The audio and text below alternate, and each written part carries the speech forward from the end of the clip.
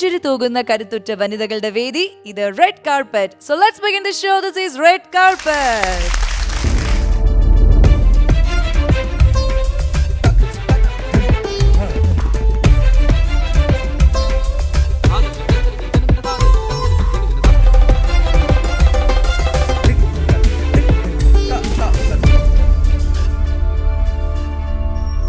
Dubbing ചെയ്യുന്നില്ലല്ലോ ഇപ്പൊ മലയാളത്തില്.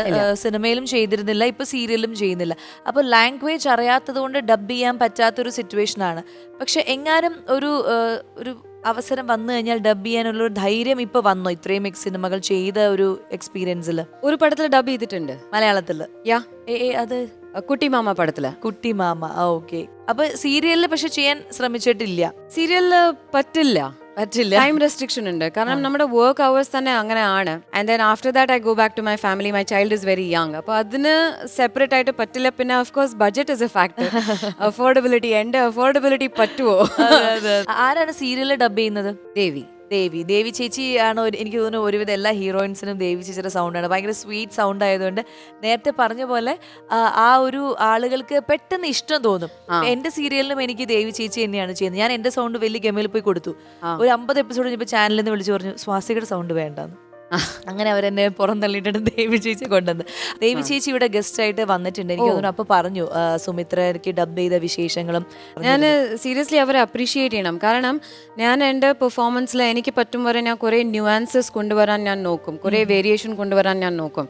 അതിൽ കുറേ എക്സ്പ്രഷൻസും ഉണ്ട്, ചെറിയ ചെറിയ സൗണ്ട്സ് വരും, അതൊക്കെ ഉണ്ട്. അപ്പോൾ അത് അവർ വളരെ നന്നായിട്ടാണ് അത് അവർ വെളിപ്പെടുത്തുന്നത്. അല്ലാതെ ഞാൻ എൻ്റെ 50% അല്ലെങ്കിൽ ഞാൻ എൻ്റെ 100% എഫേർട്ട് ചെയ്തിട്ട് അവർ അവരുടെ 20% മാത്രം ചെയ്താലേ അത് നമുക്കൊരു ടീം വർക്ക് ഉണ്ടാവില്ല. പിന്നെ മീര സാറ്റിസ്ഫൈഡ് ആണ് വെരി മച്ച്. സത്യം പറഞ്ഞാൽ ഞാൻ ഇതുവരെ അവരെ കണ്ടിട്ടില്ല.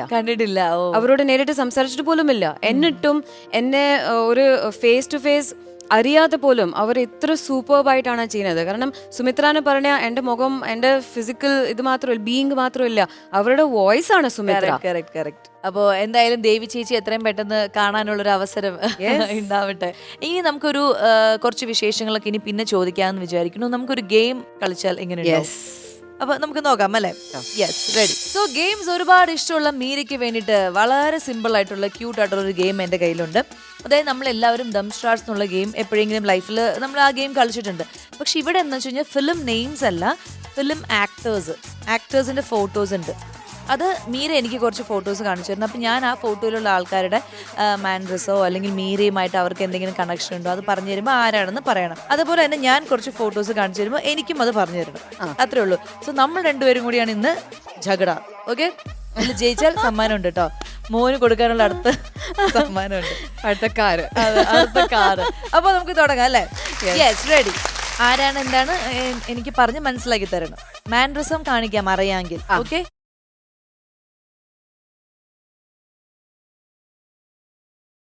അപ്പൊ ആരാണ് ഈ ഫോട്ടോയിലുള്ള ആൾ? പഴയ ആക്ടറാണ്. ഓക്കെ, പഴയ ആക്ടറാണ്. മീരയെക്കാളും സീനിയർ ആണ്. പഴയ ആക്ടർ മീരയേക്കാൾ സീനിയർ. മീരയുടെ തലയില്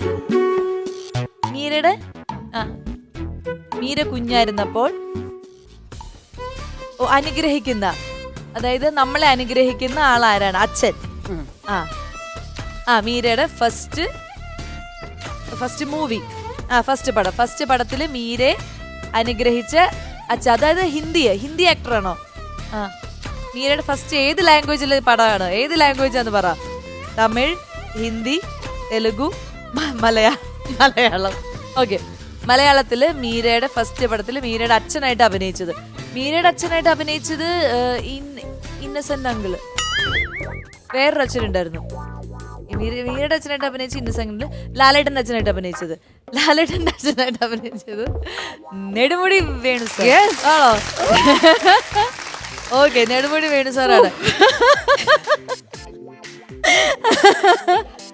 ശരി, അപ്പൊ അതങ്ങനെ കഴിഞ്ഞിരിക്കുകയാണ്. ഇനി അടുത്ത മീര എടുത്തോളൂ ഒരു ഫോട്ടോ.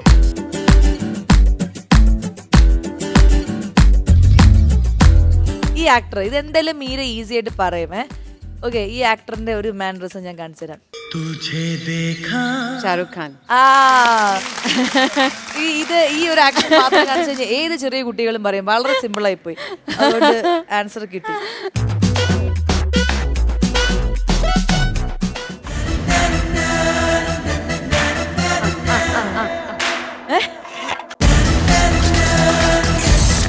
കഴിച്ചു. അരെ വാ, സിഗരറ്റ് വലിക്കുന്ന ആളാ. സിഗരറ്റ് വലിക്കുന്ന ഒരുവിധം എല്ലാ നടപ്പും സിഗരറ്റ് വലിച്ചിട്ടുണ്ടല്ലോ. ഇങ്ങനെ കാണിക്കുന്ന ആള്, അത് ഷാറുഖ് ഖാൻ. വേറെ ഏത് ലാംഗ്വേജ് ആണ്? ഹിന്ദി അല്ല, മലയാളം, തമിഴ്, കമലഹാസൻ. വേറെ രജനീകാന്ത്. Okay, ready. അത് കൊള്ളാം, ആ ആക്ഷൻ കൊള്ളാം. ഇനി അടുത്തത് എടുക്കും. അയ്യോ, എനിക്ക് അറിയാം, പക്ഷെ ഞാൻ എങ്ങനെ ഭാവം കാണിച്ച് മനസ്സിലാക്കിപ്പിക്കും എന്നാണ് എനിക്ക് മനസ്സിലാവാത്തത്. ഇങ്ങനെ ഒരു ആക്ഷൻ കാണിക്കുന്ന ഒരാള്. മലയാളമാ, ഹിന്ദിയാ? മലയാളം. ജഗദീഷ് സാറാ? ഇന്നസെന്റ് സാറോ? ഈ ആക്ഷൻ ഏത് സിനിമയിലാന്ന് മനസ്സിലായോ? അല്ല, ആക്ച്വലി എനിക്ക് മനസ്സിലായില്ല. ഇല്ല, പിന്നെ ഞാന് ഇതിനു മുൻപ് എന്റെ അച്ഛനായിട്ട് അഭിനയിച്ചതെന്ന് ഞാൻ പറഞ്ഞിരുന്നല്ലേ. ഓ, അപ്പൊ ഞാൻ ആലോചിച്ചു വേറെ ഏത് ആർട്ടിസ്റ്റ് ആണ് എന്റെ അറിവിൽ നിന്ന്. അങ്ങനെ അല്ലാണ്ട് എന്റെ അഭിനയം കണ്ടിട്ടല്ല.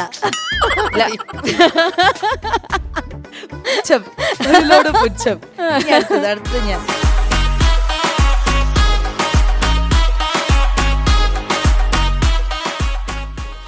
മീരയുടെ ഇതെന്താണത്? നല്ല കണ്ണ്, നല്ല ഡ്രസ്. പെണ്ണാണോ? ഓക്കെ, ആക്ട്രസ് ആണ്. ശരി. സാരി. സാരിയൊക്കെ എല്ലാരും സാരി ഉടുക്കൂലോ. സാരി ഉടുത്ത സൂപ്പർ ആയിരിക്കും. ശോഭന, മഞ്ജു വാര്യർ. കുഞ്ഞ് ചെറിയ, അതായത് യങ് ജനറേഷനിലുള്ള ഒരു ആർട്ടിസ്റ്റ് ആണ്. ഓക്കെ, സാരി ഉടുത്താൽ. കണ്ണ് നയൻതാര. ഓ, നയൻ. ശരി. ഓക്കെ, ഇനി ആരാ? ഞാനാണോ? അല്ല, ഇനി മീര. ഞാനല്ലേ? ഓക്കെ.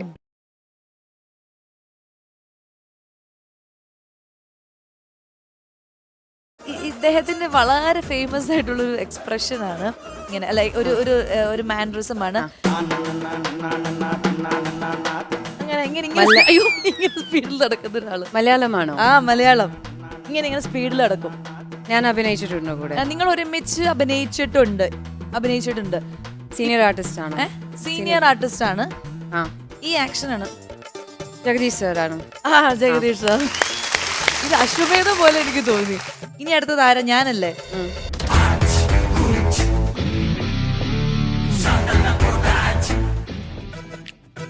സ്റ്റാർ, ബഡാ സ്റ്റാർ. അമിതാഭ് ബച്ചൻ, ഷാറുഖ് ഖാൻ, സൽമാൻ ഖാൻ. മലയാളാണോ? മലയാളം അല്ല, ഹിന്ദി, തമിഴ്. തമിഴിലെ ബഡാ സ്റ്റാർ എന്ന് പറഞ്ഞു കഴിഞ്ഞാൽ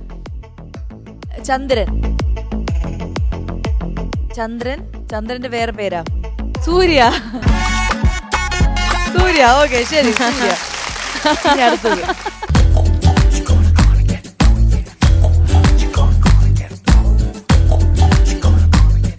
ഞാൻ ഇന്ന് തകർക്കും. ഈ ഡാൻസറുമാണ്, സൂപ്പർ ഡാൻസറാണ്. എനിക്ക് ഈ മൈൻഡില് രണ്ടുപേരുണ്ട്. ഒന്ന് പ്രഭുദേവ സാറുണ്ട്, ഒന്ന് വിജയ് സാറുണ്ട്. വിജയ് സാർ അല്ലാതെയോ? ഇവിടുത്തെ വിജയ് സാർ. ഓക്കെ, അവർ തന്നെ. ഓക്കെ, അപ്പൊ നിങ്ങളോട് അല്ല വിജയ് എന്ന് പറഞ്ഞപ്പോഴേക്കും വീണ്ടും മാറിപ്പോയിട്ടോട് ഞാൻ പറഞ്ഞതാണ്. വിജയ് സാറിന്റെ സ്റ്റെപ്പാണല്ലോ ഇപ്പോഴത്തെ ഇത്. അപ്പൊ എന്തായാലും ഈ ഗെയിമിൽ ജയിച്ചിരിക്കുന്നത് മീര വാസുദേവാണ്. തോറ്റിരിക്കുന്നത് നിങ്ങളുടെ എല്ലാം പ്രിയങ്കരിയായ സ്വാസിക. പക്ഷെ ഹിന്ദിയില് ഷാറുഖ് ഖാനോട് അഭിനയിച്ചിട്ടുണ്ട്. അതിന്റെ ചില നല്ല എക്സ്പീരിയൻസസ് ഉണ്ട്. ആ വിശേഷം നമുക്ക് എന്തായാലും സംസാരിക്കാനുണ്ട്. ഇന്ന് മീരയുടെ മുന്നിൽ പെർഫോം ചെയ്യാനായിട്ട് നമ്മൾ മീരേനെ മുംബൈയിൽ നിന്നൊക്കെ കൊണ്ടുവന്ന പോലെ ഉക്രൈനിൽ നിന്ന് ഒരു അടിപൊളി ഡാൻസറിനെ നമ്മളിവിടെ എത്തിച്ചിട്ടുണ്ട്. അപ്പൊ നമുക്ക് വിളിക്കാം അല്ലേ? യെസ്. സോ നമ്മുടെ റെഡ് കാർപ്പറ്റിന്റെ വേദിയിലേക്ക് വളരെയധികം സ്നേഹത്തോടെ സ്വാഗതം ചെയ്യുന്നു ഡോക്ടർ ആർദ്ര.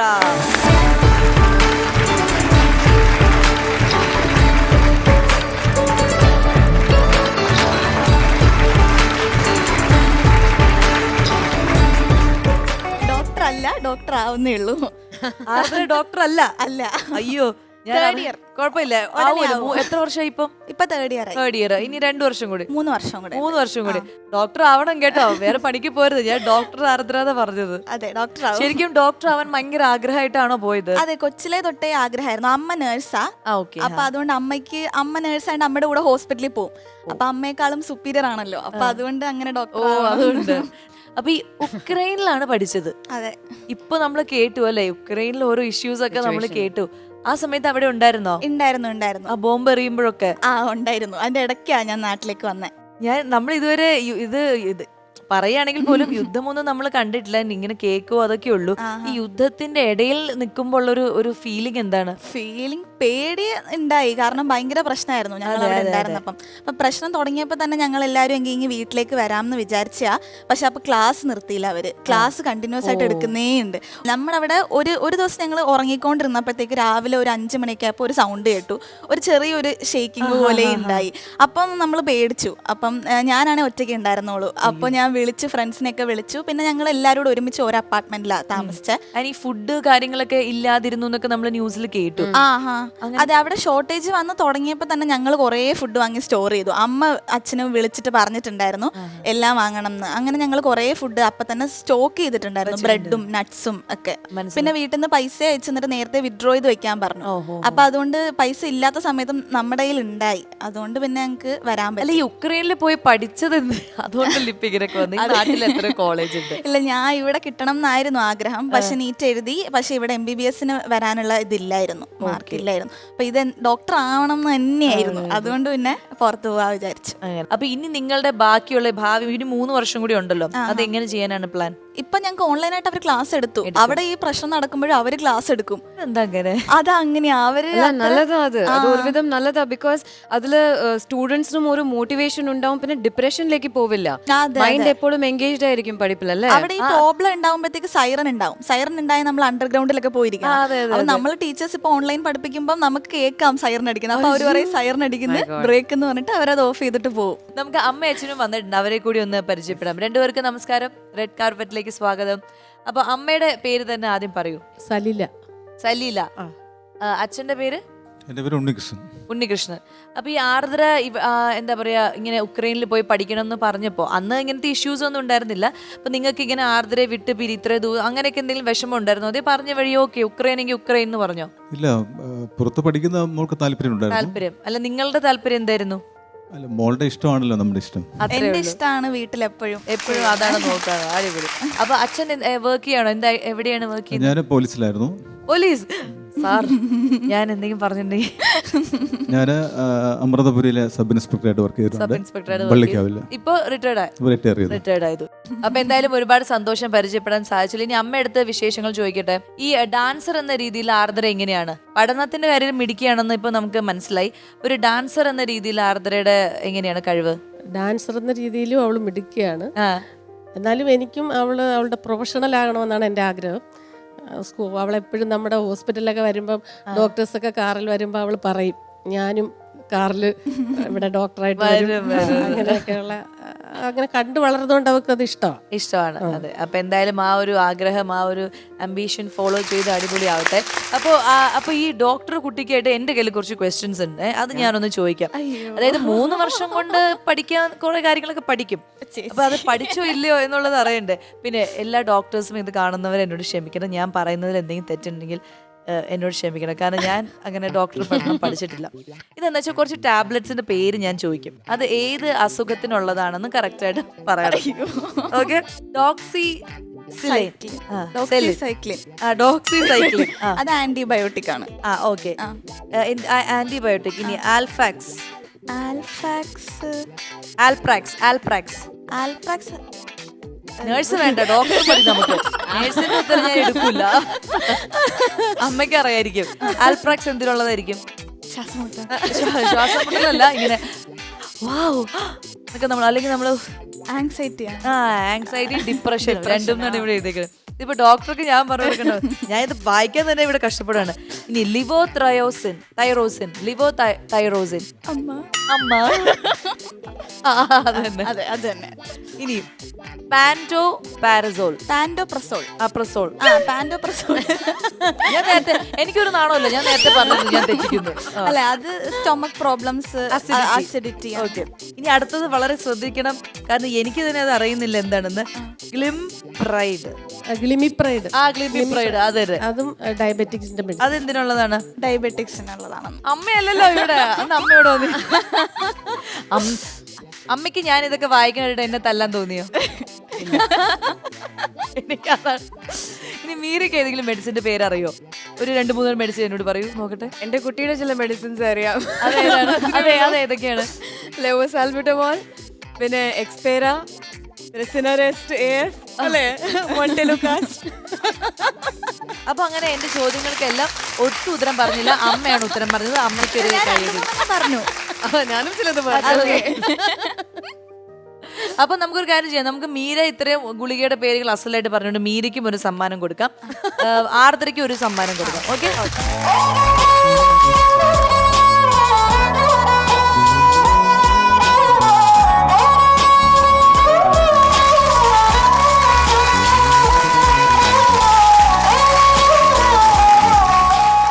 മെയിൻ എന്ന് പറഞ്ഞ ആർദ്രയുടെ പെർഫോമൻസ് കാണാനുള്ള സമയമാണ്. അപ്പൊ എല്ലാം സെറ്റ് അല്ലേ? സെമി ക്ലാസിക്കലാണോ ക്ലാസിക്കലാണോ? സെമി ക്ലാസിക്കലാണ്. സെമി ക്ലാസിക്കലാണ്. ക്ലാസിക്കൽ സിനിമാറ്റിക് സോങ് ആണ്. മിക്സ്. അപ്പൊ എന്തായാലും ഈ ഒരു വൈറൽ ഡാൻസർ ആണ് ആർദ്ര. അപ്പൊ അതുകൊണ്ട് തന്നെ ആർദ്രയുടെ ഡാൻസുകൾ ഒരുപാട് പ്രേക്ഷകർ കണ്ടിട്ടുണ്ടാവും. ഇന്ന് നമ്മൾ നേരിട്ട് കാണാൻ പോവാണ്. ഇത് നേരിട്ട് കാണുമ്പോൾ ചിലപ്പോൾ മീരയുടെ ഉള്ളിലെ ഉറങ്ങിക്കിടന്ന് ആ കുട്ടി പുറത്തേക്ക് വരാനും ചാൻസ് ഉണ്ട്. എന്ത് വേണമെങ്കിലും സംഭവിക്കാം. അപ്പൊ കാണാം അല്ലേ? Yes, ready.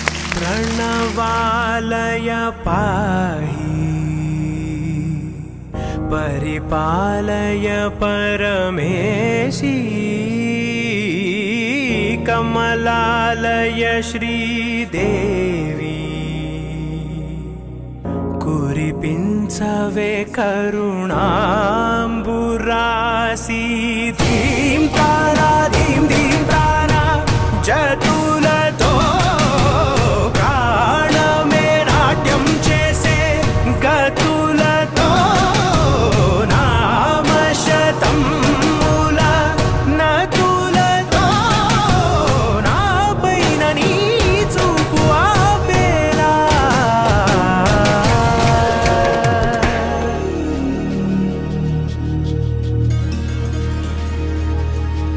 నా ఆలోచనే నిరంతరం నీకు నివాళినివ్వాలని నాలో ఆవేదనే నువ్వు ఆదరించేలా నివేదనవ్వాలని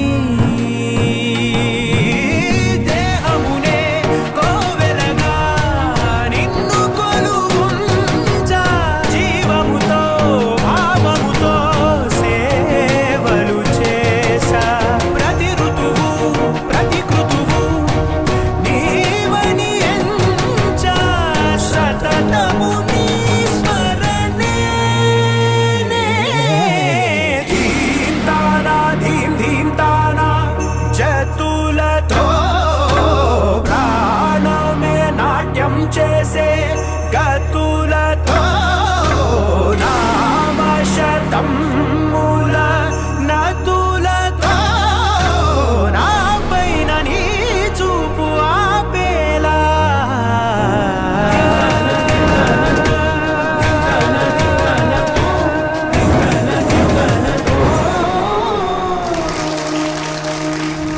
ഒരു എനർജറ്റിക് പെർഫോമൻസ് ആയിരുന്നു. ആൻഡ് എക്സ്പ്രഷൻസ് ഇങ്ങനെ മാറി മാറി വരുന്നത്. ചില സമയത്ത് ഭയങ്കര ഓപ്പൺ സ്മൈൽ, പിന്നെ ആ ഒരു രൗദ്രഭാവം എനിക്ക് അങ്ങനെ ഭയങ്കരമായിട്ട് രസമായിട്ട് ഫീൽ ചെയ്തു നമുക്ക് അവിടെ സൈഡിൽ നിന്ന് കാണുമ്പോൾ.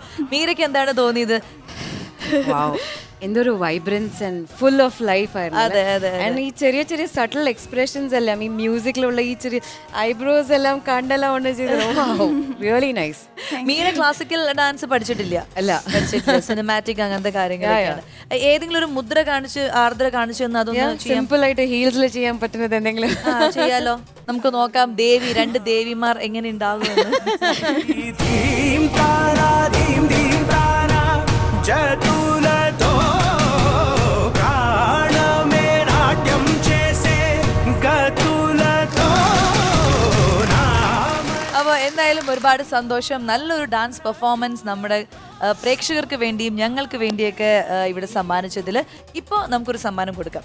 മീര തന്നെയാണ് അത് കൊടുക്കേണ്ടത്.